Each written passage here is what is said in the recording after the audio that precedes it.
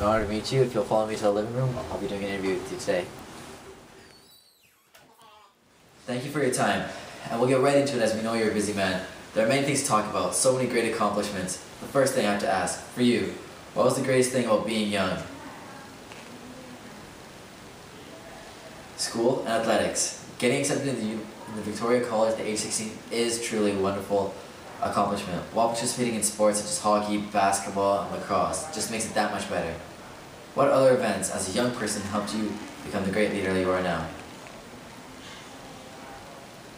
That's a great point. Being involved in a war really helps build a lot of character and gives a lot of experience, especially to a young person.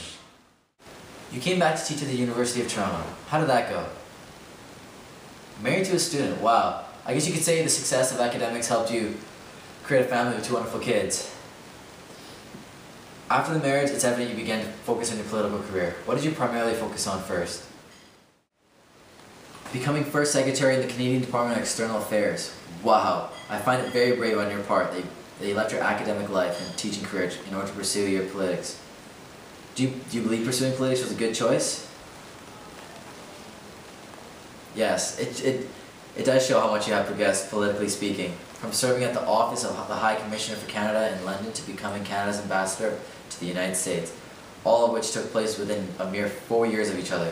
By 1948, you had taken over most part of the Undersecretary of State for External Affairs.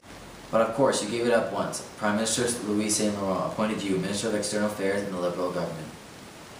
Do you believe when you were elected the new Liberal leader in 1958, after Louis Saint Laurent resigned, was a turning point in your career?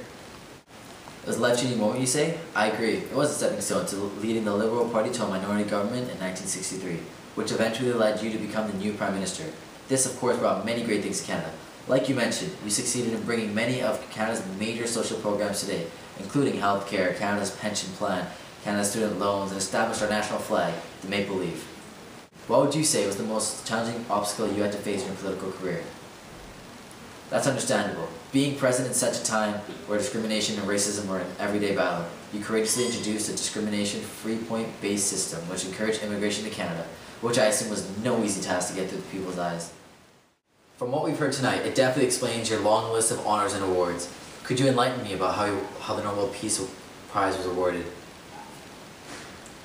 By resolving the 1956 Suez Canal crisis?